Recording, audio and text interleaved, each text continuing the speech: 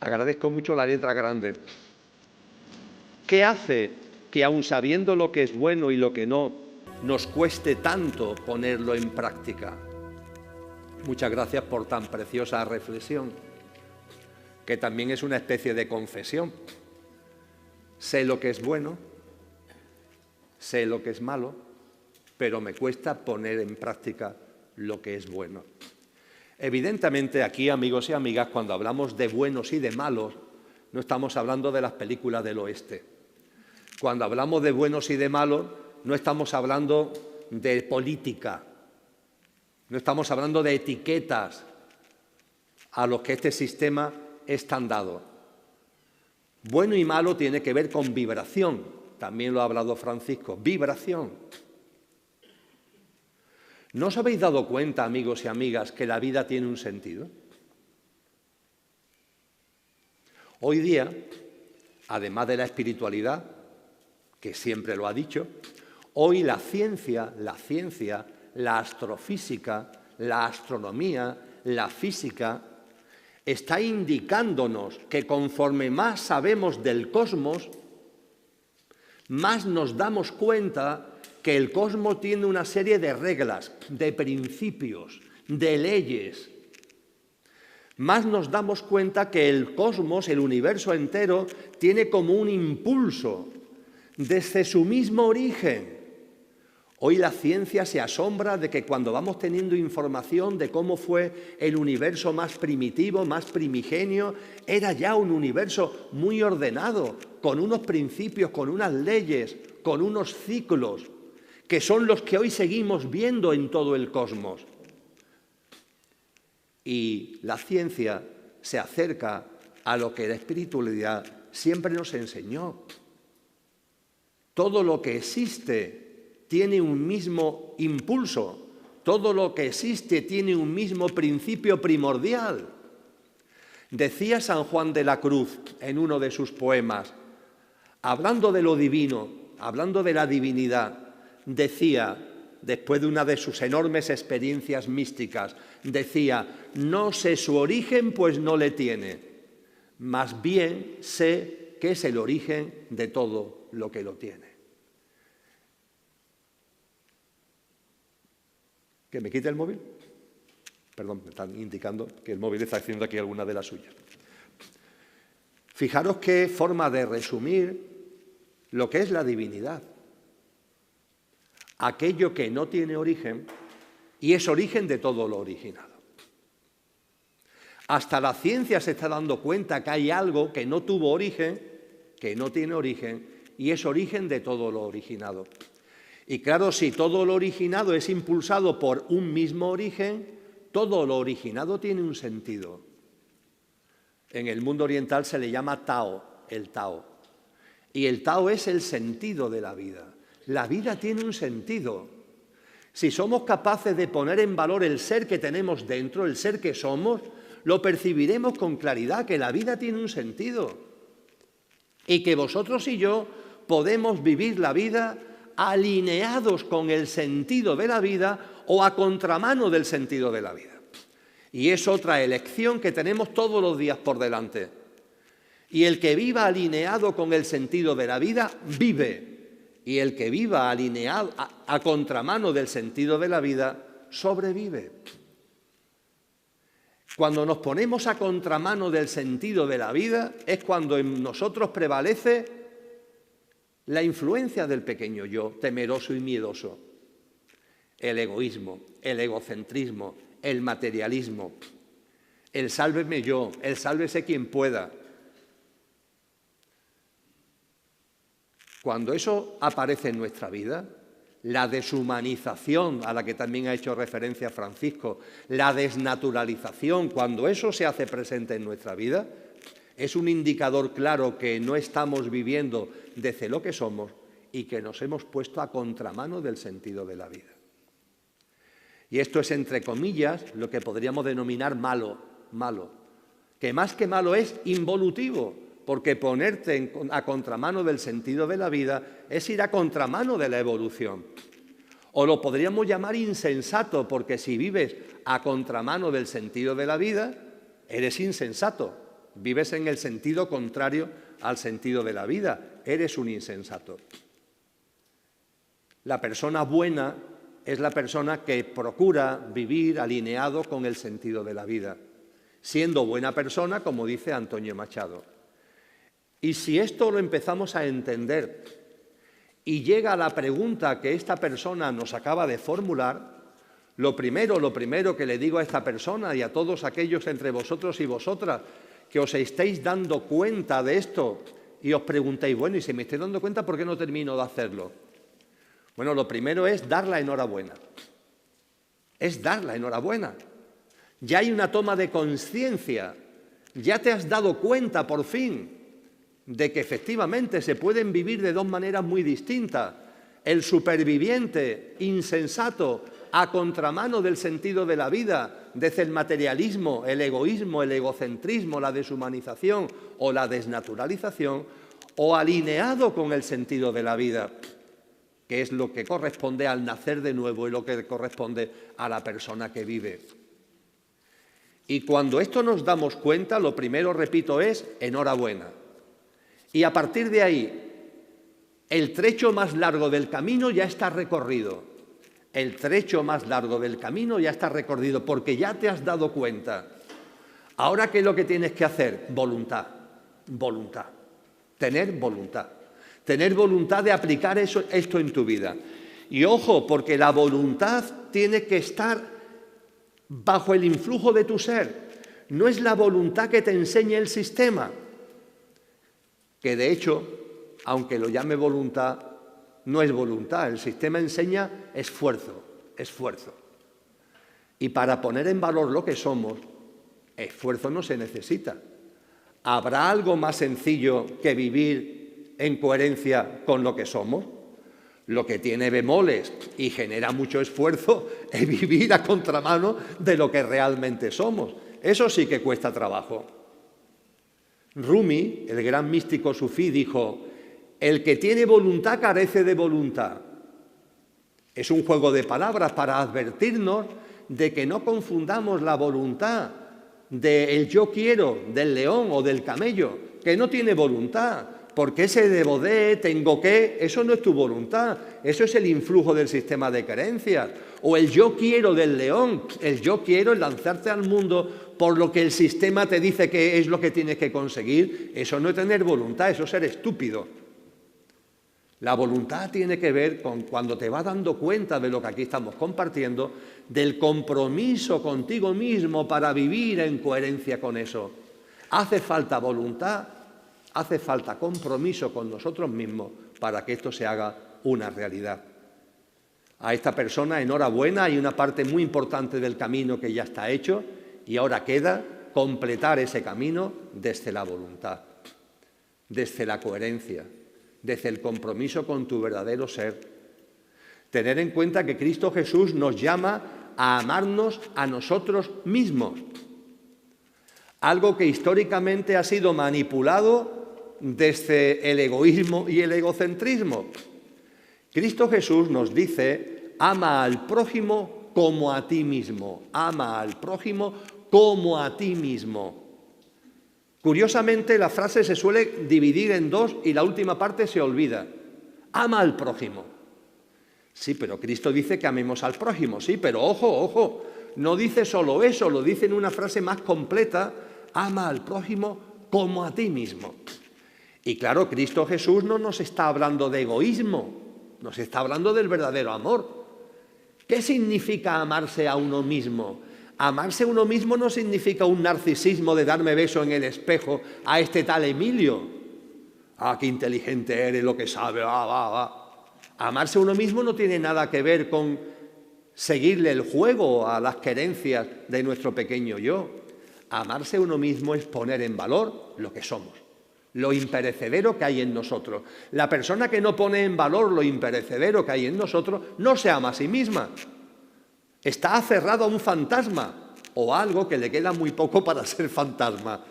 Para amarse a uno mismo hay que poner en valor nuestro verdadero ser, lo que hay en nosotros imperecedero. Como no lo hagas, no te estás amando a ti mismo. Y fijaros, ama a tu prójimo como a ti mismo. Porque si no te amas a ti mismo, si no vives en coherencia con lo que eres, ¿qué le vas a dar al prójimo? El prójimo, como se le acerque a alguien que no se ama a sí mismo, que no intente poner en valor lo que es, el prójimo va a decir, hombre, apártate de mí, por favor, quítate de en medio, no quiero tu ayuda. Porque ¿qué ayuda va a dar a otro, a alguien que está aferrado a su egoísmo, a su egocentrismo, a su pequeño yo? Hace falta poner en valor lo imperecedero que hay en nosotros, amándonos a nosotros mismos. Y a partir de ahí sí, ama al prójimo.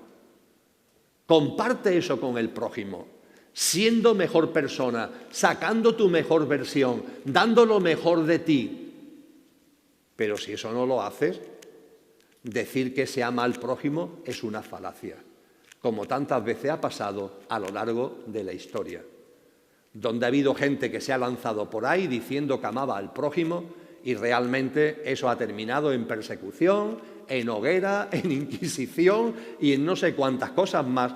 ¿Por qué? ¿Qué puede dar aquel que dice amar al prójimo cuando no es capaz de poner en valor lo que realmente es de amarse a sí mismo? ¿Podrías hablar de los intraterrenos y de nuestra comunicación con otros seres? Lo dejo aquí por si me da tiempo.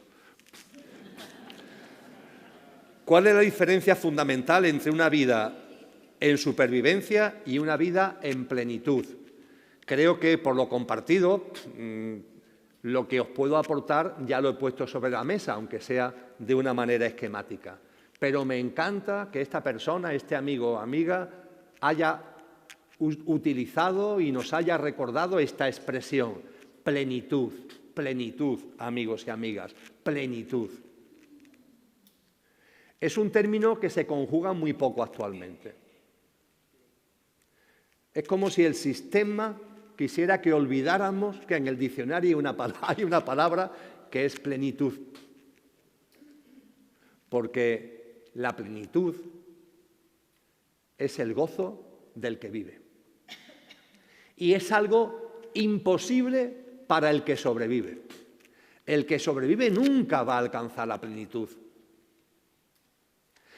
El que sobrevive, ¿qué es lo que espera, amigos y amigas? Ratos de bienestar. Yo me encuentro con cantidad de gente que aspira a sentirse bien, aunque sea un rato. Y aspira al bienestar. Incluso en política, a eso le han dado nombre, del estado del bienestar, al bienestar. Pero fijaros, porque el truco está muy a la vista. Porque si tu expectativa, tu deseo, tu meta es el bienestar, ya me estás reconociendo que hay un malestar. Porque es una moneda, con dos caras. Si me hablas de bienestar, me estás reconociendo que hay malestar. Mañana precisamente abriremos así la conferencia en Cartagena, porque los amigos y amigas de Cartagena me han pedido que hablemos del sufrimiento. Hay que tener en cuenta que quien organiza la charla en Cartagena es la Asociación Cáncer y Vida de Cartagena, que sabe mucho de sufrimiento. Y hablaremos de sufrimiento. Y cuando mañana en Cartagena comencemos, no voy a chafar lo que voy a decir en Cartagena, no voy a hacer spoiler o como le llamen ahora en términos modernos, pero sí quiero recordar lo que comenzaré mañana allí. ¿Qué es lo que nos dice Siddhartha Gautama Buda, Buda Gautama, acerca del sufrimiento del ser humano? Lo recordaré mañana. Siddhartha Gautama era un príncipe. Por lo que sabemos de él, vivió en torno al siglo V o VI a.C. Los primeros textos que nos hablan de él es del siglo II a.C. No son textos de la época, pero por lo que sabemos de él, era un príncipe que vivía en un enorme palacio con un gigantesco jardín inmenso, mucho más grande que el Palmeral de Elche, que es inmenso y fantástico. Y el papá, el padre, se había empeñado de que su hijo no saliera nunca del recinto palaciego, del palacio y de los jardines, porque no quería que conociera el mundo externo. Quería salvaguardarlo. Y él vivió allí como niño, como adolescente, como joven.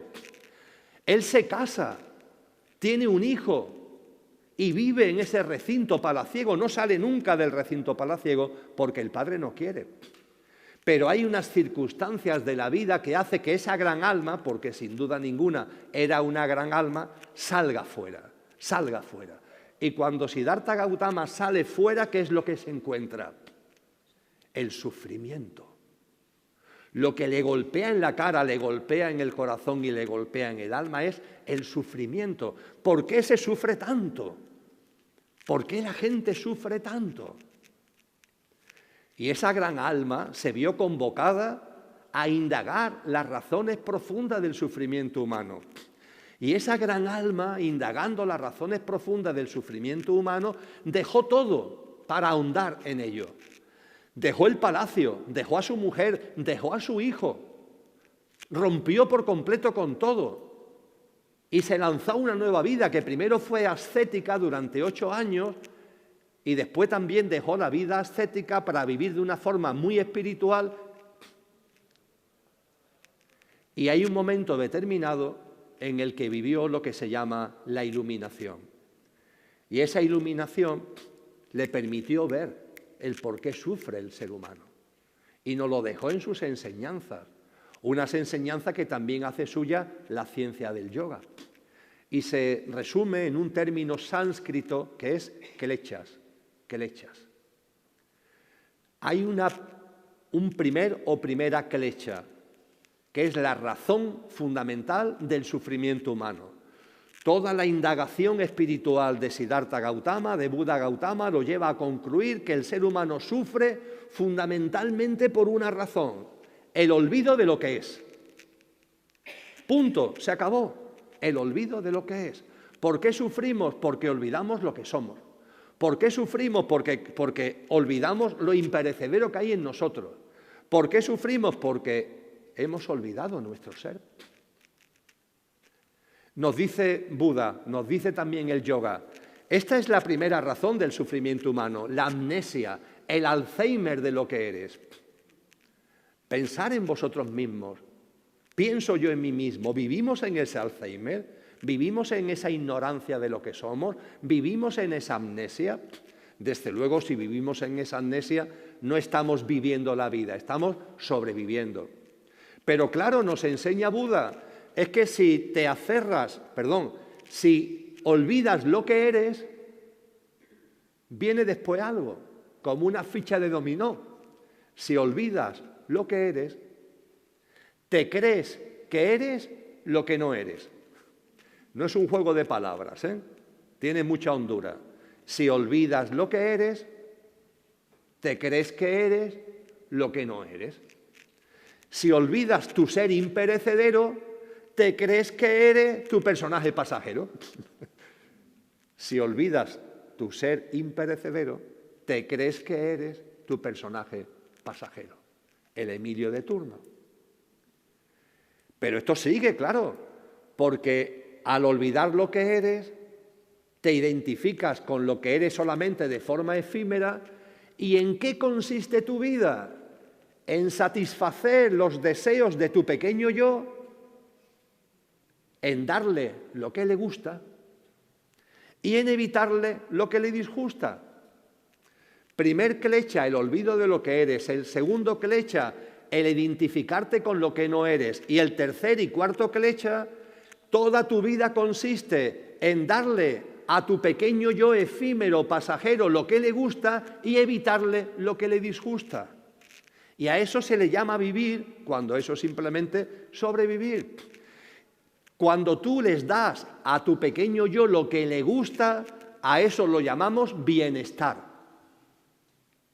Intentamos evitarle lo que le disgusta, pero no lo conseguimos siempre, ¿verdad? Y a eso lo llamamos malestar. Y la vida, que no es vida, es mera supervivencia, Es una dialéctica extraña, una dinámica absurda de tener el mayor número posible de ratos de bienestar y el menor número posible de ratos de malestar. Y a esto lo llamamos vivir. Y vamos por la vida, amigos y amigas, con la balanza. Una vida que es hermosísima cuando la vivimos desde lo que somos. Una vida que es una maravilla completa si la percibimos y la contemplamos desde lo que somos, pero como nos metemos en nuestro personaje olvidando lo que realmente somos, no vivimos la vida y en lugar de tener reverencia hacia la vida y en lugar de confiar en la vida, la juzgamos. En el colmo de la locura, el superviviente juzga a la vida. Y este planeta está lleno de humanos que van con una balanza en la mano juzgando a la vida. Esto está bien y esto está mal. ¿Ah, sí? ¿Y por qué? Llama que está bien lo que me gusta y llamo lo que está mal lo que me disgusta. Y van con una balanza en la mano. Aquí voy poniendo bienestar y que sea cuanto más mejor. Y en este platillo estarán los ratos de malestar, pero que sean los menos posibles. Y voy por la vida de esa manera. Esto está bien, esto está mal, esto me gusta, esto me disgusta, con esto estoy de acuerdo, con esto no estoy de acuerdo. ¿Quién no está de acuerdo o sí está de acuerdo? Tú, no, tu pequeño yo. No es tu ser, es algo efímero y pasajero que como si fuera una especie de virus te ha cogido con lo que te identificas y te está impidiendo vivir. A aquellos que van por la vida creyendo que para evitar el sufrimiento el truco consiste en tener los mayores ratos posibles de bienestar, este platillo de la balanza, y los menos ratos posibles, las menos experiencias, etcétera, de malestar, debería enterarse de una cosa. El sufrimiento no está en el platillo del malestar, como creemos a veces. El sufrimiento está en la balanza. El sufrimiento es la balanza. Y si no tiras la balanza, no vas a salir de la dinámica del sufrimiento. Y para tirar la balanza tienes que irte a lo primero, que es salir del Alzheimer y de la amnesia de lo que eres. Dejar de identificarte con tu componente pasajero y dejar, por favor, de hacer de tu vida una gilipollez porque la tienes limitada a darle a tu pequeño yo lo que le gusta y evitarle lo que le disgusta. Eso no es vivir. Eso es simplemente sobrevivir. Y la plenitud puede llegar a nosotros cuando tiramos la balanza. Ya está bien de juzgar a la vida. ¿Cuándo nos daremos cuenta que en la vida todo tiene un sentido profundo? Que la vida nos abraza permanentemente. El pequeño yo, nuestro pequeño yo pasajero y efímero, le parece un imposible, porque como la juzga, como no es capaz de percibir que en la vida todo te está ayudando para que salgas del Alzheimer, para salir del Alzheimer, para salir de la amnesia de lo que somos, nuestra gran aliada es la vida. Y la vida nos pone experiencias, vivencias, que podemos calificar con nuestra mente de negras o de blancas, de positivas o de negativas, pero todas ellas, si vienen a nuestra vida, tienen un sentido profundo para que salgamos de la idiotez, para que salgamos de la sandez, para que salgamos de la amnesia, para que recordemos lo que somos. Vuelvo a San Juan de la Cruz. San Juan de la Cruz nos habla de la importancia de las noches oscuras, que no temamos las noches oscuras. Porque las vivencias que nuestra mente califica de negativa o las vivencias que nuestra mente califica de positiva, si llegan a nuestra vida es para ayudarnos en el proceso de recuperar la memoria de lo que realmente somos. Y ese es el camino de la plenitud. Una plenitud que está a nuestro alcance y que deberíamos no olvidarla nunca. La plenitud que consiste en la felicidad incausada. La felicidad incausada. El pequeño yo cree que ser feliz se debe a cosas, a circunstancias. Yo soy feliz si me toca la lotería. Yo soy feliz si la persona que amo me corresponde. Yo soy feliz si gana mi equipo de fútbol. Yo soy feliz. ¿A eso lo llamas felicidad? La felicidad es una plenitud interior que solo se alcanza cuando salimos del Alzheimer y recordamos lo que realmente somos, amigos y amigas. No hay otro camino. Y cuando recordamos lo que somos y lo ponemos en valor, y va apareciendo en nosotros lo mejor de nosotros mismos, vamos siendo nuestra mejor versión, vamos siendo buenas personas en el buen sentido de la palabra. Cuando todo eso va apareciendo en nuestra vida, eso va acompañado de una percepción de que la felicidad es el estado natural del ser. La felicidad es el estado natural del ser. No depende de lo que pase ni de lo que deja de pasar. Depende de vivir cualquier cosa desde el ser que eres.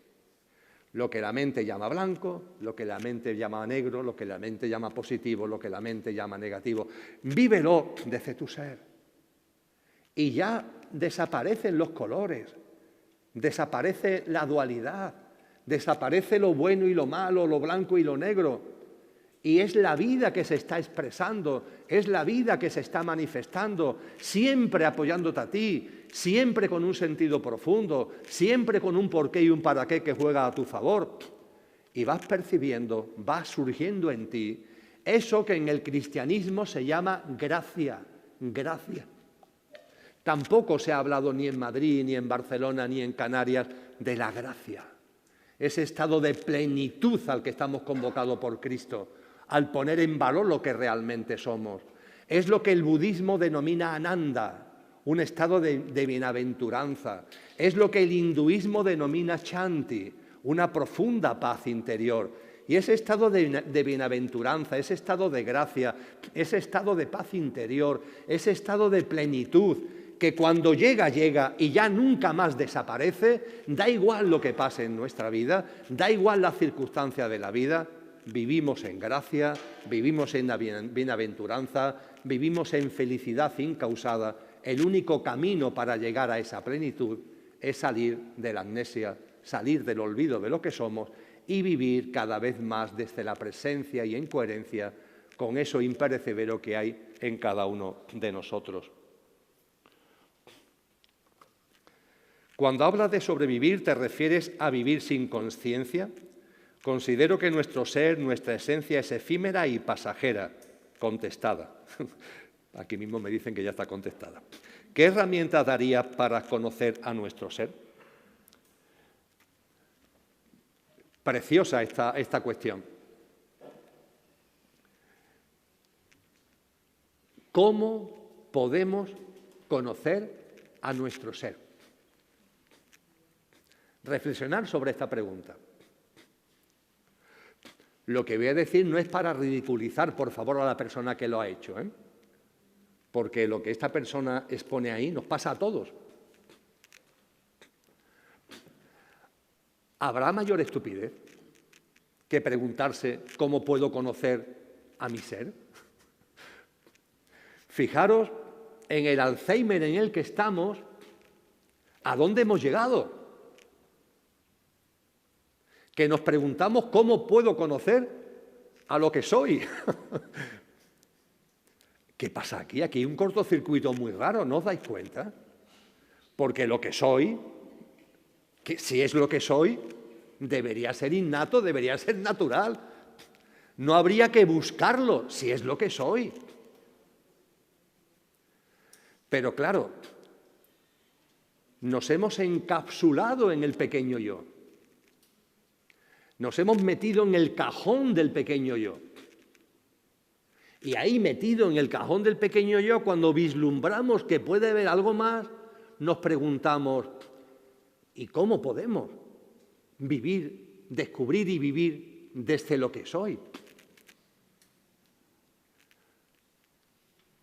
Para vivir desde lo que somos, lo único que tenemos que hacer es dejar de vivir desde lo que no somos.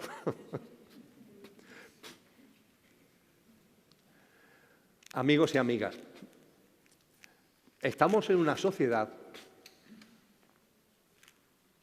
que tiene los días contados. Yo no sé cuántos son, pero sé que tiene los días contados. hasta que este sistema concluya, que concluirá, no porque lo diga yo, sino que lo dice Cristo. Si alguien tiene algún tipo de duda, por ejemplo, que vaya al capítulo 24 del Evangelio de Mateo, donde habla con claridad del final de esta generación humana y de las señales y de cómo será el final de esta generación humana. Cuando percibimos que este sistema tiene los días contados, Cristo nos dice, ojo, hasta que llegue el momento de su conclusión, tendréis que convivir con este sistema. Porque será global, porque estará en todos sitios. Hace 2000 años no pasaba esto, ¿eh? El sistema no cogía todo el planeta. Hoy sí. Es como si Cristo hace 2000 años, hablando con sus discípulos, nos estuviera hablando a nosotros, porque nos habla de un sistema que llega a todos sitios, que todo lo abarca, que todo lo contamina. Y Él nos dice, con este sistema, hasta que termine, hasta que concluya, vais a tener que convivir. Pero, por favor, no seáis cómplices, porque una cosa es la convivencia y otra cosa es la connivencia. Convivir con el sistema hasta que se derrumbe, vais a tener que convivir. Pero no seáis cómplices. Aunque tengáis que convivir con el sistema, intentar vivir de una manera distinta a los sistemas de creencias, a los paradigmas, a todo lo que el sistema dice y deja de decir. Pero ciertamente, hasta que este sistema caiga y aparezca un nuevo ciclo humano, tenemos que convivir con él. Pero repito, no caigamos en la complicidad, ¿vale? Y para convivir con él o conviviendo con él, es evidente que se necesitan aquí ahora una serie de cosas. Para eso que llamamos vivir con dignidad. Y efectivamente, se necesitan una serie de cosas para vivir con dignidad. Francisco de Asís, una figura preciosa para entender lo que significa seguir el camino de Cristo, Francisco de Asís, que el 3 de octubre próximo vamos a conmemorar su 800 aniversario, Francisco de Asís, advirtiéndonos de que con este sistema hasta que desaparezca hay que convivir, pero para no ser cómplices, para no caer en la connivencia, él acuñó una frase que es una preciosidad. Necesito poco y lo poco que necesito, lo necesito poco. Necesito poco y lo poco que necesito, lo necesito poco. Bien, estamos hablando ni más ni menos que Francisco de Asís. Vosotros y yo no estamos a la altura álmica de Francisco de Asís. Y por tanto, tenemos que moderar quizás en nuestra plasmación de vida esta frase tan preciosa, este legado tan hermoso que nos dejó Francisco de Asís. Entonces podemos decir, hombre, yo poco no necesito. Necesito algo más que poco. Y ese algo más que poco que necesito, lo necesito algo más que poco. Perfecto. Cuando se trata de dejar de vivir desde lo que no somos, cuando se trata de que lo que somos empiece a aparecer en nuestra vida, vamos a tener como telón de fondo lo que nos enseña Francisco de Asís, aunque nuestra práctica sea más moderada y no lleguemos todavía a lo que Francisco de Asís dice.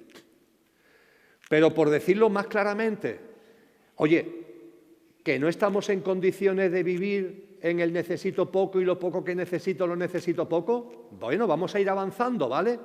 Pero vamos a ir dejando el necesito mucho y lo mucho que necesito lo necesito mucho, ¿vale? Vamos a dejar de vivir en la estúpida creencia de que necesito mucho y lo mucho que necesito lo necesito mucho. ¿Tú quieres que tu ser verdadero vaya entrando en escena?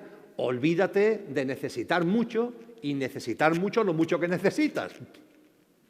Este sistema nos insiste en todo lo contrario. Este sistema, que además nos tiene en la escasez, utiliza la escasez como tornillo que nos va apretando para que cuando vamos de alguna forma teniendo algo, para que la escasez siga estando en nuestra vida, necesitamos más. Y es muy difícil tener una vivienda actualmente, sin ningún tipo de dudas. Pero es curioso que la gente que tiene una vivienda quiere tener otra. Y lo que es más grave, que los que tienen una y ya tienen otra, quieren tener otra. ¿Pero a dónde vas? En esto consiste vivir, en acumular, en retener, en poseer. Vamos a reírnos de esta forma de vida, por favor. Vamos a recuperar la risa como disolvente. Vamos a tirar también esta estupidez. Si antes tirábamos la balanza de juzgar la vida, vamos a tirar también esta estupidez de ir por la vida en esta dinámica ridícula de acumular, retener, poseer. ¿Vivir dignamente? Pues sí, claro. Y este sistema tiene una serie de exigencias, entre comillas, pero con sentido común, que como nos han advertido tantas veces, es el menos común de los sentidos. Y es que muchas veces la espiritualidad consiste en tener sentido común, en tener sentido de la medida, el media virtus del que nos habló Aristóteles. Ten sentido común. El sistema intenta que no tengas sentido común, llevarte siempre a los excesos. Tener, retener, poseer, acumular, velocidad, correr, conquistar, alcanzar. Y además, claro, hay que tener en cuenta que si no haces eso, eres un perdedor. El lenguaje de Hollywood, ¿no?, que ha llegado a nosotros. Los winners y los losers, los ganadores y los perdedores. Ganador o perdedor. En la dinámica ganadores y perdedores, todos son perdedores. Mirad, por favor, a aquellos que, según los parámetros del sistema, deberían ser felices. Salen en los medios de comunicación. No lo digo para juzgarlos, que hagan lo que ellos quieran, allá ellos. Me gusta decir ellos a lo suyo y nosotros a lo nuestro. Pero tenemos que tener ojos para ver, observar a esas personas que están en la cúspide de lo que se puede alcanzar según los parámetros de este sistema. Hoy ha salido a bolsa la empresa SpaceX. Hoy, en Wall Street, esta mañana. Las acciones, nada más salir a bolsa, han aumentado un 11%. Y la persona que es propietaria de una buena parte de esas acciones, como consecuencia de este incremento tan enorme en un solo día, pues se ha convertido en el primer ser humano que tiene un patrimonio superior al billón de euros. Billón con B, al billón de euros.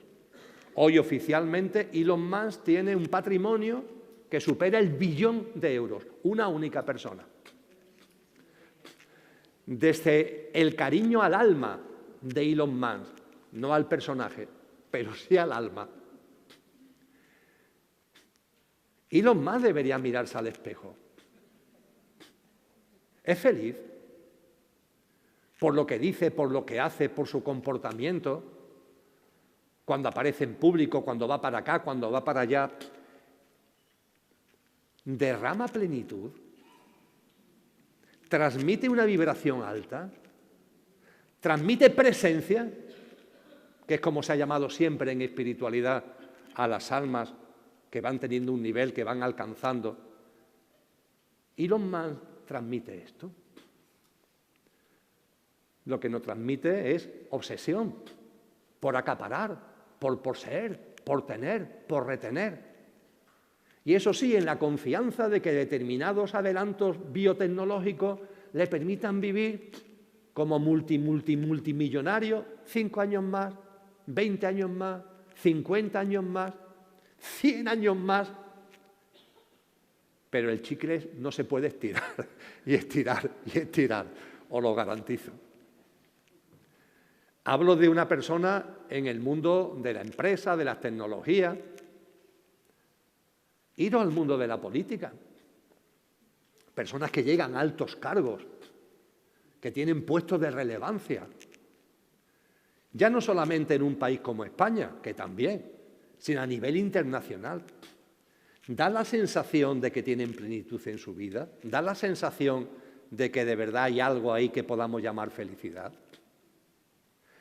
Si es tan obvio que no, porque me parece que es muy obvio, si es tan obvio que no, ¿por qué de alguna manera seguimos haciendo nuestro ese camino? ¿Que somos tontos? Y sin embargo sabemos que ha habido hombres y mujeres que han alcanzado un estadio de plenitud por una vía, por una senda, por un sendero que no tiene nada que ver con tener, retener, poseer, atesorar, éxito, fama, bla, bla, bla, bla. El encuentro con lo que somos, la puesta en valor de lo que somos. Y para eso lo primero es que en nuestra vida vayamos podando lo que no tiene que ver con eso. Poda en tu vida el atesorar, poda en tu vida el retener, poda en tu vida el acumular, poda en tu vida esos sistemas de creencia de lo que significa ser un ganador frente a los perdedores. Poda de tu vida, ve podando todo esto. Y fijaros que utilizo un verbo muy preciso, podar, podar. No se trata de arrancar, no se trata de arrojar, podar. ¿Cómo se poda una planta? ¿Cómo se poda un árbol? Para que crezca, ¿verdad? Y a una planta se poda con cariño para que crezca. Podaros a vosotros mismos, podaros a vosotras mismas, con cariño. Y podar todos este tipo de comportamientos, egoicos, egocéntricos, que no se corresponden a la vibración de buenas personas y tenéis la voz en vuestro interior permanente. Escucharla. No os autoengañéis. Y esto sin duda obliga a dejar cosas. Claro, tienes que podar. Y eso obliga a dejar cosas. Y queremos avanzar, pero sin dejar cosas. Queremos, permitirme que vuelva a Cristo, nacer de nuevo, pero sin morir. No es posible. Para nacer de nuevo tienes que morir. Y ese morir significa ni más ni menos que tienes que podar de tu vida todo lo que tú ya sabes que no tiene que ver contigo mismo. Todo lo que tú ya sabes desde el amor a ti mismo. Porque lo sabéis, no os autoengañéis, claro que lo sabéis. Yo no estoy aquí para deciros lo que ya sabéis. Modestamente quizás para recordarlo, pero es que ya lo sabéis. ¿Cómo no vais a saber cada uno de vosotros y de vosotras qué tenéis que hacer para dejar esta cosa tan rara de supervivencia y empezar a vivir de una manera distinta? Que no pueda el pequeño yo, que no pueda lo pasajero y lo efímero que hay en vosotros, que eso pasajero y efímero esté bajo el mando de lo que realmente sois. Antonio Machado, por poner un botón de muestra, ¿vale? Antonio Machado, al que hacía referencia anteriormente, en otro de sus poemas, nos dice algo fundamental, que es una buena pista, es una buena guía en este camino que aquí estamos compartiendo. No hay que confundir valor y precio. No hay que confundir valor y precio. El superviviente, el que sobrevive, lo ha confundido por completo y cree que las cosas que tienen valor es porque tienen mucho precio.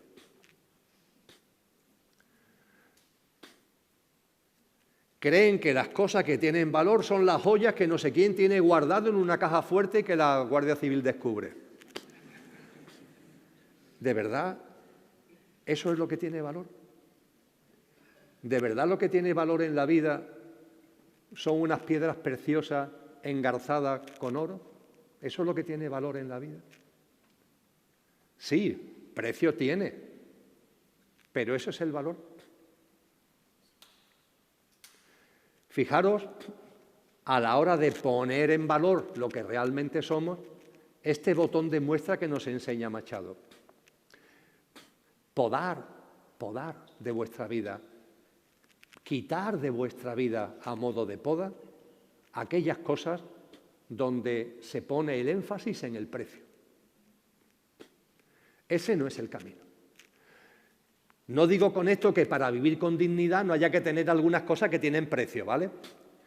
Pero que ese no sea el leitmotiv, que ese no sea el eje de vuestra vida. Que el eje de vuestra vida sea poner en valor las cosas que tienen valor.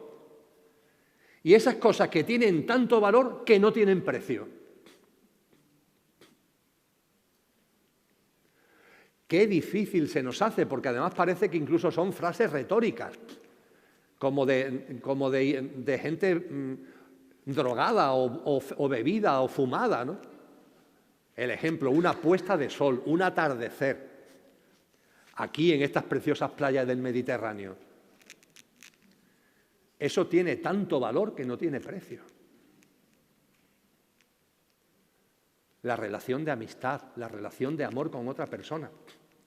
Mi relación con Manuel no tiene precio.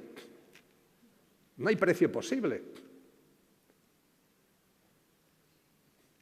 Tan difícil nos resulta en la vida de cada uno darnos cuenta de aquellas cosas que tienen tanto valor que no tienen precio y ponerlas como prioridad.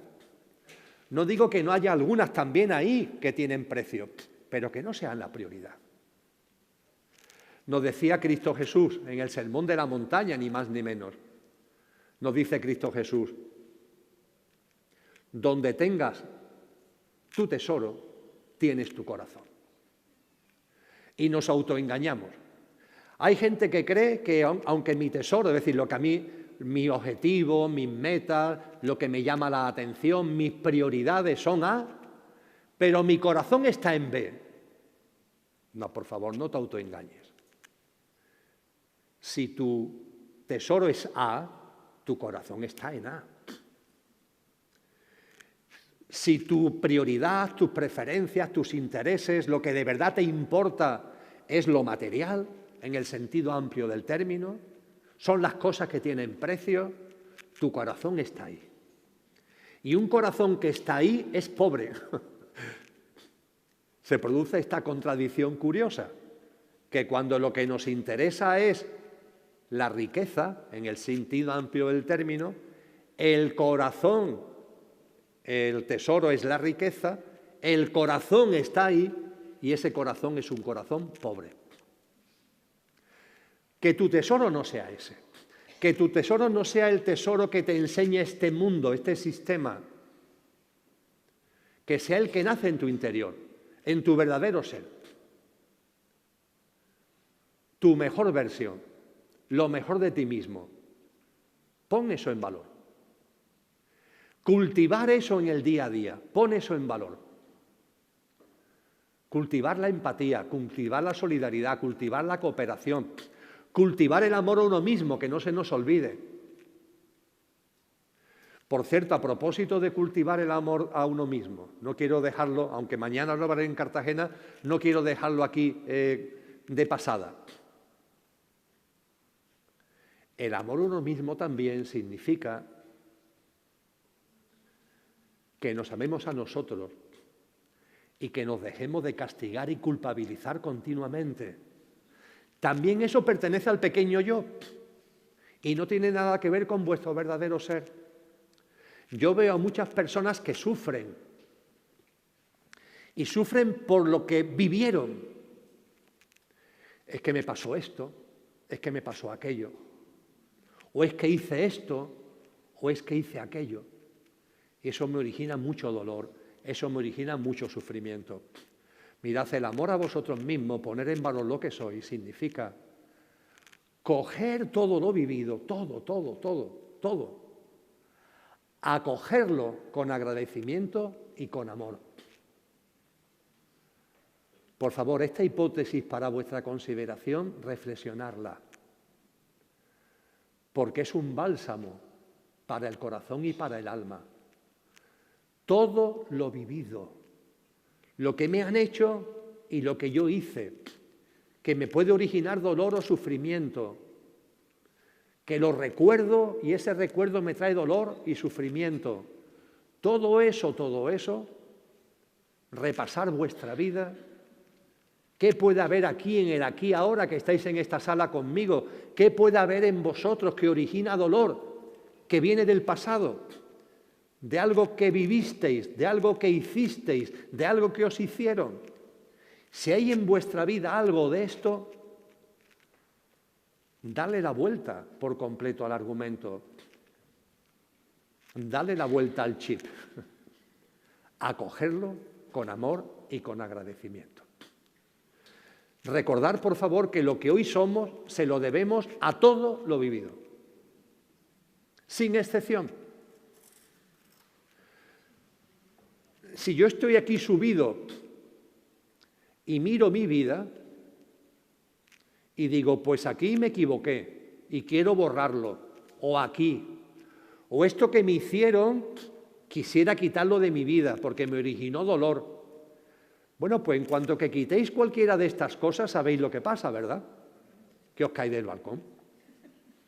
Si estáis aquí hoy mirando todo esto, es porque todo esto ha contribuido a que estéis aquí hoy. Todo. Y en cuanto que una sola cosa la quitéis, os caéis. Lo que somos se lo debemos a todo lo vivido. Y todo lo vivido debemos acogerlo con amor y con agradecimiento. Lo que pueda haber en vuestra vida, por hechos propios o hechos que os hicieron a vosotros, que esté ahí con una densidad, que esté ahí como una piedra en el zapato, permitirme la expresión, acogerlo con agradecimiento, con amor, y se disuelve de verdad. Es un disolvente absoluto desde el agradecimiento y desde el amor.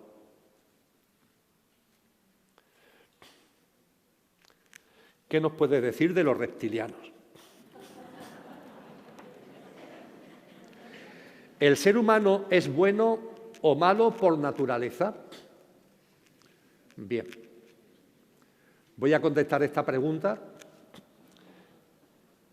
y después, por razón de tiempo, vamos a estar 15 minutillos más, 15-20 minutos, y estas dos que he ido dejando a un lado, brevemente las intentaré responder al final.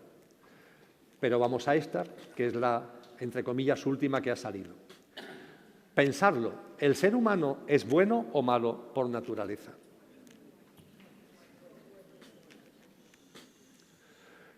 Lo primero a reflexionar a este respecto es ¿qué es el ser humano? Si no, no podremos responder a si es bueno o malo. Primero tendremos que recapacitar, reflexionar ¿qué es el ser humano? Desde la conciencia, desde el conocimiento de nosotros mismos, el ser humano es ni más ni menos que una perfecta conjunción de lo imperecedero y de lo perecedero, de lo permanente y de lo efímero. El ser humano es una perfecta conjunción de lo que en algún momento va a morir y de aquello que no va a morir. Este ser humano que está aquí sentado es una perfecta conjunción de un ser imperecedero aquí encarnado y del personaje en el que está encarnado, que es pasajero y efímero. Y esto es el ser humano completo, una perfecta conjunción. Una perfecta conjunción de ser y estar. Nuestro idioma nos permite diferenciar con toda claridad entre ser y estar. Hay otros idiomas que no lo hacen, ¿eh? En inglés está el verbo to be, que significa ser y estar. ¿Cómo que significa ser y estar? Sí, depende del contexto. Bueno, para nosotros no depende del contexto. Una cosa es ser y otra cosa es estar. El ser humano es una perfecta conjunción de ser, imperecedero, y estar, el personaje, pasajero y efímero. ¿De acuerdo? Cuando hablamos de si el ser humano es bueno o malo por naturaleza, la respuesta a la pregunta es tan simple: ¿quién lleva el mando de tu vida? ¿Quién lleva el mando de tu vida? Si el mando de tu vida está en el ser y el estar, el personaje, está al servicio del ser, el ser que es divino, ese ser que es de altísima vibración, inevitablemente va a derrochar bondad, inevitablemente va a derrochar acciones, actuaciones de alta vibración. No puede ser de otra manera. En cambio, si el ser que somos lo olvidamos, vivimos en el aferramiento al pequeño yo, y el pequeño yo es una marioneta al sistema de creencias de una sociedad donde todo es materialismo, egoísmo, egocentrismo, deshumanización y desnaturalización, entonces, amigos y amigas, ¿qué es lo que pasa? Que el ser humano en esencia es bueno, sin ningún tipo de duda, pero cuando olvidamos la esencia, la tenemos arrumbada y vivimos en el olvido de lo que somos y el aferramiento a un pequeño yo que, repito, está en la dinámica, bajo los paradigmas, bajo el sistema de creencias de una sociedad egoica y egocéntrica, pues entonces, amigos y amigas, evidentemente no vamos a comportarnos bondadosamente, sino todo lo contrario. Por tanto, diríamos que el ser humano es intrínsecamente no solamente bueno, es intrínsecamente divinal.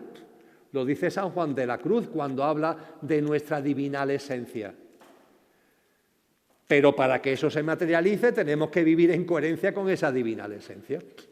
El ser humano es intrínsecamente bondadoso, virtuoso, sensato, pero cuando olvidamos lo que somos y nos aferramos a lo pasajero y efímero, influido bajo los prismas materialistas, egocéntricos y egoístas, pues entonces, desgraciadamente, esa virtud que está a nuestro alcance no somos capaces de llevarla a cabo. Hemos hablado hace un rato de Nietzsche.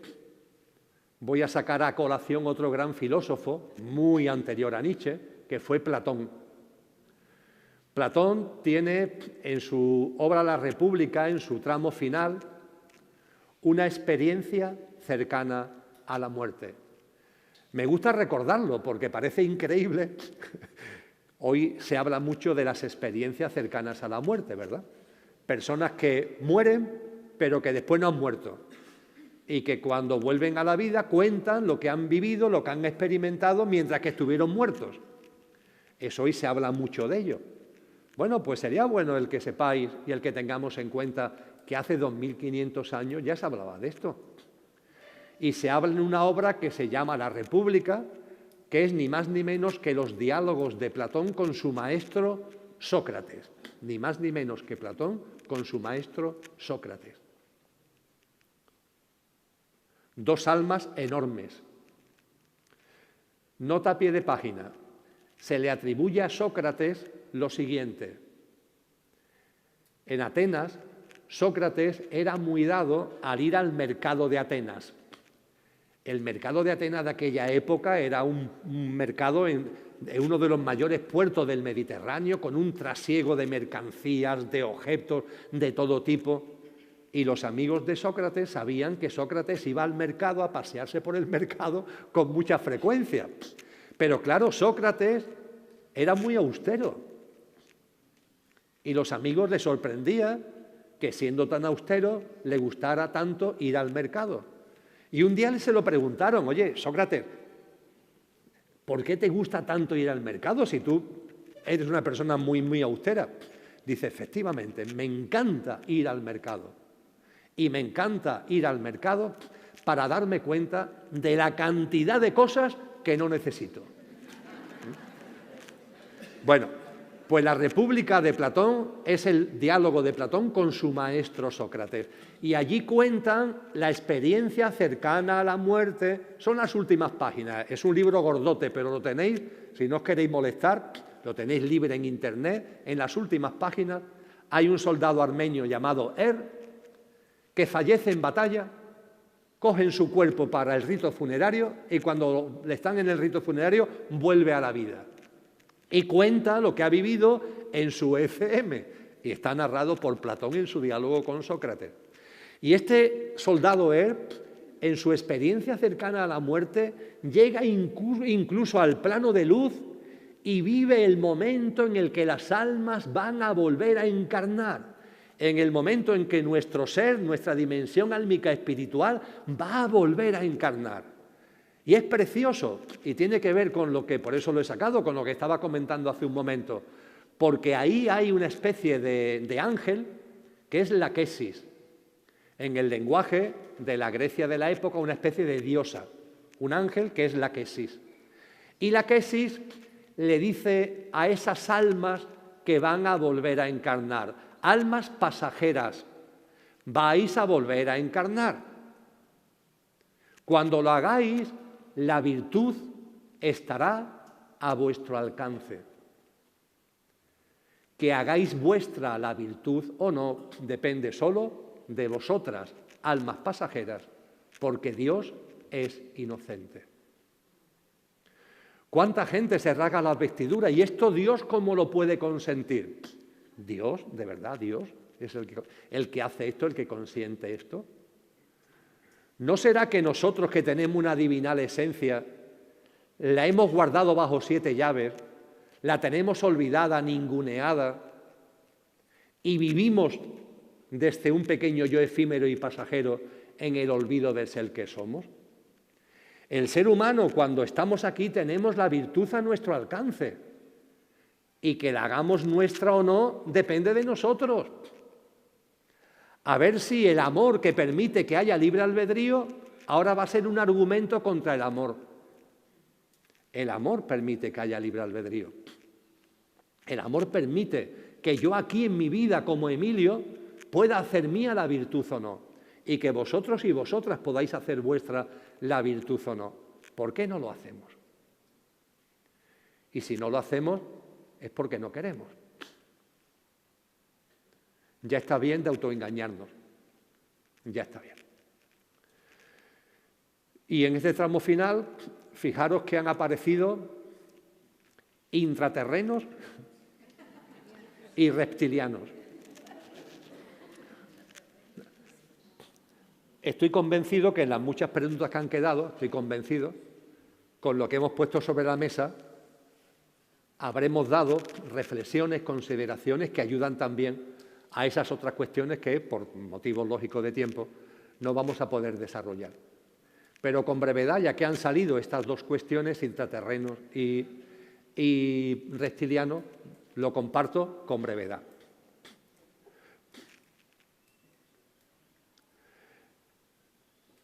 Cuando olvidamos lo que somos, cuando vivimos desde el Alzheimer de lo que somos, desde la amnesia de lo que somos, vivimos en el alejamiento. Por favor, quedaros con esta palabra, alejamiento. Habéis escuchado hablar de pecado, ¿verdad? Pecado. Y hay gente que anda todo el día pecado para arriba, pecado para abajo. Pecado, en su etimología, viene del griego koiné, del griego clásico, y significa alejamiento. Pecado no es castigo, no es culpa, no es carga, es alejamiento. Lo describe muy bien Platón, por cierto, hablando del pecado, etimológicamente, su significado verdadero. Él dice que es como lanzar una flecha que debe dar en la diana, y en lugar de dar en la diana, no da en la diana, y además de no dar en la diana, sigue su trayectoria y se aleja de la diana. ¿Veis la imagen? La flecha, en lugar de dar en la diana, no da en la diana y se aleja. Este alejamiento es pecado. Pecado es alejamiento. Y el pecado, por antonomasia, es el alejamiento de lo divinal y de lo sobrenatural. El alejamiento de lo divinal y de lo sobrenatural. Esta sociedad enseña, influye, nos machaca para que pequemos, entendiendo por pecar lo que realmente pecar significa, que no es lo que nos dicen las religiones dogmatizadas, sino que es alejarte de lo divinal y de lo sobrenatural. Y como nos hemos alejado de lo divinal y de lo sobrenatural, no vemos, amigos y amigas, no vemos. Es como si tuviéramos un velo que nos impide ver. Cuando ponemos en valor nuestro verdadero ser, vamos saliendo del alejamiento, vamos saliendo del pecado.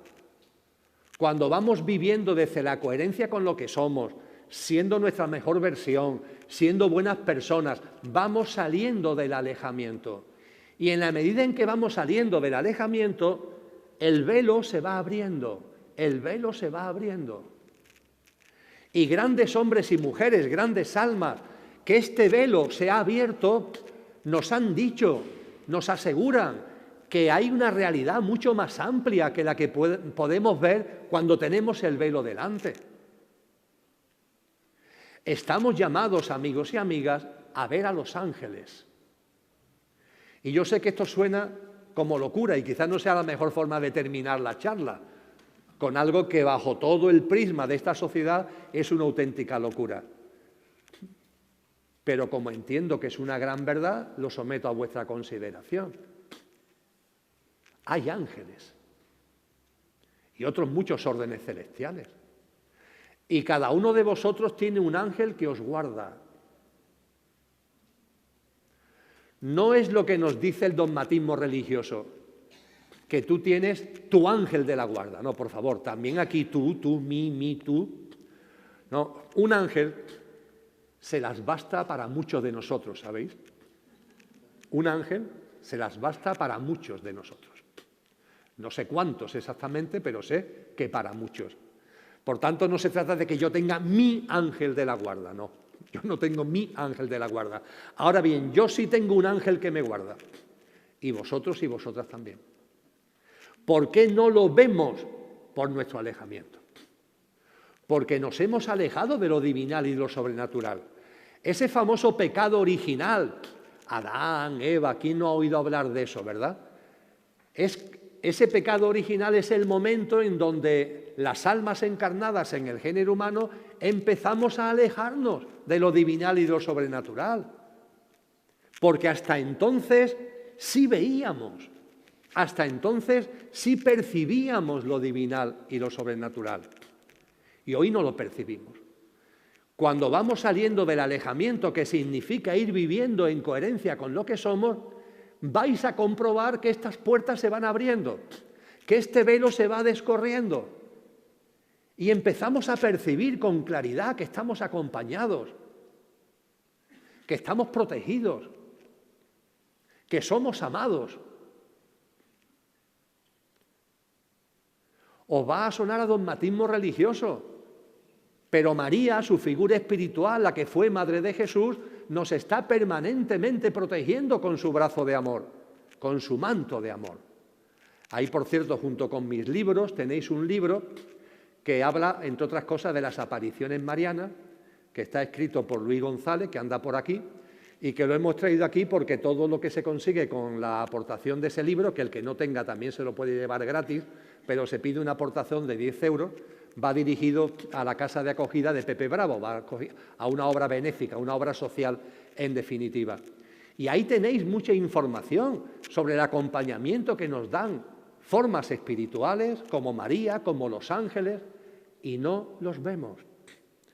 Y en este mundo, ya que se ha hablado de intraterrenos, en este mundo hay otros mundos, amigos y amigas, y no los vemos. Y son mundos de alta vibración, por eso no los vemos. Son mundos llenos de bondad, son mundos llenos de belleza, son mundos llenos de armonía. Vosotros y yo vivimos en lo que se llama el mundo extraterreno, no extraterrestre, extraterreno. El mundo extraterreno es el que se pisa, el que se pisa. Nosotros estamos pisando la Tierra, vivimos en el mundo extraterreno. Pero hay un mundo intraterreno. Ya Julio Verne nos habló de esto hace mucho tiempo. Y Julio Verne tampoco daba puntadas sin hilo, ¿sabéis?, en las cosas que escribió. Y también se nos dice que entre el mundo intraterreno y el mundo extraterreno, donde estamos nosotros, hay un mundo intermedio. Ese mundo intermedio que lo hemos metido en el cajón de las leyendas. Ese mundo intermedio de formas de vida bellísimas, armoniosas, hadas, gnomos, que a veces accidentalmente, sobre todo ahora que en la moda de los móviles y de las fotos, aparecen en fotos, pero que como humanidad todavía nos cuesta mucho trabajo reconocer. Hay otros mundos que están en este, amigos y amigas. El mundo intraterreno es uno de ellos. Y en la medida en la que vayamos abriendo nuestro corazón y nuestra alma, vayamos saliendo del alejamiento, y no tengáis ninguna duda, en esa nueva tierra a la que estamos llamados a vivir de la mano de Cristo, en esa nueva tierra, en una tierra restaurada, esto será algo normal, será algo natural, la convivencia entre todos los mundos. Y con relación a los extraterrestres, ya que se ha mencionado el tema reptiliano, que sería una forma de vida extraterrestre. Cuando se habla de civilizaciones humanoides extraterrestres, se habla de civilizaciones humanoides. ¿Humanoides qué significa? El término humanoide viene del sánscrito manas, significa mente. Una forma de vida humanoide es una forma de vida que tiene capacidades mentales potentes. Vosotros y yo la utilizaremos mejor o peor, pero tenemos capacidades mentales potentes. Una planta es preciosa, pero no tiene las capacidades mentales que tiene un ser humano. Y los seres humanos nos llamamos humanos porque tenemos manas. Manas es capacidad mental. ¿Y quién puede decir que no? Que en el cosmos, con su inmensidad, no haya civilizaciones humanoides, formas de vida con manas, con capacidad mental en otros planetas. Tener en cuenta que la astrofísica nos dice que hay 2 billones con B de galaxias, 4 de sistemas solares, cientos o miles de cuatrillones de planetas. La astronomía cree que hay 50.000 trillones de planetas con posibilidades de vida. Sabiendo todo esto, cerrar el prisma y negar la vida extraterrestre sería absurdo. Es probable que haya civilizaciones humanoides extraterrestres en un cosmos tan inmenso. Y si hay civilizaciones humanoides extraterrestres, puede ser que hay civilizaciones humanoides alineadas con el sentido de la vida y puede ser que también la haya a contramano del sentido de la vida. Son hipótesis para la consideración, que abriendo nuestra mente y nuestra conciencia tenemos que admitir. Dicho esto, ojo con ellos. Ojo con ellos. ¿Quiénes son ellos? El año pasado le dieron un montón de Oscar a una película titulada Oppenheimer. Seguro que alguno o alguna la habréis visto. El Oppenheimer fue un científico, director del proyecto Manhattan, el proyecto que puso en marcha y descubrió la bomba atómica norteamericana que después se tiró en Hiroshima y en Nagasaki. Cuando Albert Einstein vive en Alemania, Albert Einstein es un científico de un enorme prestigio. Albert Einstein, como es judío, tiene que huir de Alemania antes de que lo maten, porque aunque es una eminencia, es judío. Inicialmente lo acogen en Inglaterra, pero en Inglaterra lo acogen no digo que no sea con cariño, pero no le dan sitio, por así decirlo. Entonces él decide irse a Estados Unidos. Y en Estados Unidos sí le dan sitio. Empieza a dar clase en la Universidad de Princeton y se le reconoce como un científico genial. Y Albert Einstein, en ese momento que llega a Estados Unidos, permitidme que me extienda un poco sobre esto porque nos aclara esto de ellos, ¿vale? Y creo que puede ser un aprendizaje para cada uno de nosotros.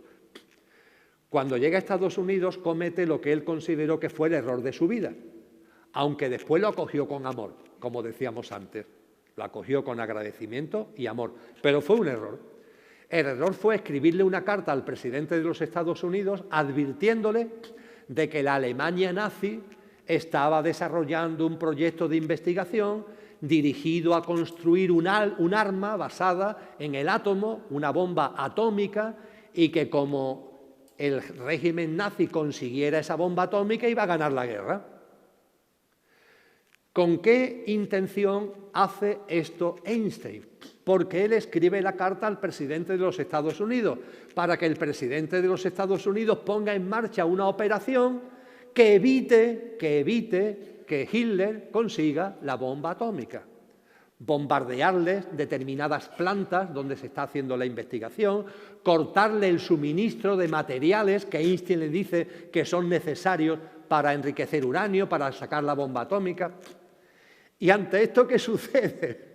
Que el presidente de los Estados Unidos, más que poner en marcha una estrategia para que los nazis no tengan la bomba atómica, la conclusión que llega es que nosotros vamos a hacer la bomba atómica antes que los nazis. Por favor, no. Einstein se dio cuenta que había multiplicado el problema, que si antes el problema era uno, ahora el problema son dos. Él no había alertado para que Estados Unidos se pusiera en una carrera armamentística y tener la bomba atómica antes que los nazis. Lo había alertado para que se evitara que los nazis tuvieran la bomba atómica, no para que hubiera dos bombas atómicas. Y comienza una carrera tremenda para ver quién es el primero que consigue la bomba atómica. Y el presidente de los Estados Unidos le dice a Albert Einstein que dirija a él el proyecto, como gran científico que lo ha alertado, que lo dirija. Y Einstein dice que él no va a dirigir ese proyecto, que él no quiere que haya bomba atómica, que su intención no es esa. Entonces el presidente de los Estados Unidos nombra responsable del proyecto a Oppenheimer, ¿vale? Y Oppenheimer, ya nombrado como responsable del proyecto Manhattan, mientras que están haciendo las instalaciones en el desierto, Oppenheimer se instala en el campus de la Universidad de Princeton, donde mira por donde también está Albert Einstein. Y lo vemos en la película dos veces. Al principio de la película, cuando Oppenheimer llega al campus de Princeton, está en un ventanal y ve que está Einstein en el campus, que tiene un lago, y un lago, mucho césped, en medio del césped un lago, en el lago hay patos, y Albert Einstein está el hombre muy tranquilo, en soledad, echándole pan a los patos. Lo ve Oppenheimer desde el ventanal de su despacho y baja para saludar a Albert Einstein. Oppenheimer tiene al lado una especie de espía político que lo sigue a todos lados. Y también se va detrás de él cuando va a ver a Albert Einstein. Ya cuando está muy cerquita de Albert Einstein, Oppenheimer le dice a este que lo está siguiendo que se esté quieto, ¿no? Que él quiere hablar con Einstein con tranquilidad. Entonces se acerca Oppenheimer a Albert Einstein, se saludan y hay una conversación que no aparece en la película. Mejor dicho, no aparece en la película al principio, tenéis que esperar al final. Porque al final vuelve otra vez esa escena. Porque Oppenheimer, desgraciadamente para él, ha dirigido el proyecto de la bomba atómica. La bomba atómica norteamericana es una realidad. La bomba atómica norteamericana ha ocasionado cientos de miles de muertos y, lo que es peor, la bomba atómica ha puesto en marcha una carrera loca de multitud de naciones que en el contexto de la Guerra Fría están como locos queriendo todo el mundo fabricar bombas atómicas. Y Oppenheimer es crítico con todo esto, también se convierte en crítico y entonces es apartado. Y en el momento en que Oppenheimer es apartado, él recuerda la conversación con Einstein de muchos años antes y entonces aparece en la película. En la película es breve, tenemos anotaciones de Einstein que nos da más información al respecto, aunque también aparece en la película. ¿Qué es lo que le dice Oppenheimer a Einstein y Einstein le responde? Le dice Oppenheimer a Albert Einstein: Albert, fijaros, estamos en el inicio del proyecto Manhattan. Einstein no ha querido ser el director. Oppenheimer es el director recién nombrado. Y le dice Oppenheimer a Einstein: Albert, te ofrecieron ser el director y tú no lo quisiste. Si yo soy director es porque tú has dicho que no, si no, no sería yo. ¿Por qué no quisiste ser el director? Y la contestación de Einstein es la que considero que vosotros y yo deberíamos tomar en consideración. Lo más bello del alma humana, lo más bello de la inteligencia humana, lo mejor que podemos dar de nosotros mismos, como lo pongamos en manos de ellos, siempre termina en iniquidad, siempre termina en maldad. Querido Oppenheimer, yo de esto me he dado cuenta y yo mi inteligencia y mi alma nunca más la pondré al servicio de ellos, porque como la ponga al servicio de ellos, eso termina siempre en iniquidad. Oppenheimer tuvo que vivir su experiencia para darse cuenta de todo esto. Lo tuvo que vivir en primera persona. Esto lo he sacado a colación a propósito de civilizaciones humanoides extraterrestres y a propósito de ellos. No nos dejemos engañar. Con el tema extraterrestre está pasando algo. Yo no sé exactamente lo que es, pero no hace falta ser un lince como para darnos cuenta que algo está pasando. Hasta diciembre del año 2019, el Pentágono, la NASA, el mundo académico, consideraba ridículo hablar de ovnis y de extraterrestres. Desprestigiaban y despreciaban a todos los que hablaban de ovnis y de extraterrestres. Todo empezó a cambiar, fijaros por dónde, qué cosa más curiosa, un poquito antes del COVID. Ya estaba el COVID ahí, diciembre del 19, cuando todo empieza a cambiar. El Pentágono y la NASA ya en diciembre del 19 dicen, hombre, que esto de ovnis extraterrestres hay que replanteárselo. Permiten ya a los pilotos norteamericanos que si avistan ovnis lo puedan divulgar, lo puedan compartir, cosa que estaba prohibida hasta ese momento. Y desde el año 19 para acá, que han pasado ya más de 5 años, esto ha ido a más y a más y a más. Hoy día, desde ellos, desde ese entramado, se habla cada vez más de extraterrestres. Y como muchos sabéis, muy recientemente, el presidente de los Estados Unidos ha decidido desclasificar ficheros que estaban protegidos por secreto que hablan de extraterrestres. A los más interesados, la Casa Blanca está en inglés, pero ya eso no hay ningún problema porque el sistema te lo traduce al castellano. La Casa Blanca ha generado una página web complementaria a la de la Casa Blanca, donde ya están los 2 grandes lotes de ficheros desclasificados de ovnis y de extraterrestres que Trump ha desclasificado en los últimos meses. Y Trump ha advertido que es solo el principio. Es curioso, si lo veis esos ficheros, es curioso, las imágenes que salen, las luces, son muy curiosos. Pero él ha dicho que es solo el principio y que van a seguir desclasificando más ficheros extraterrestres. Pero claro, ¿quién está haciendo esto? Ellos. Ellos. ¿Y ellos qué interés pueden tener en todo esto?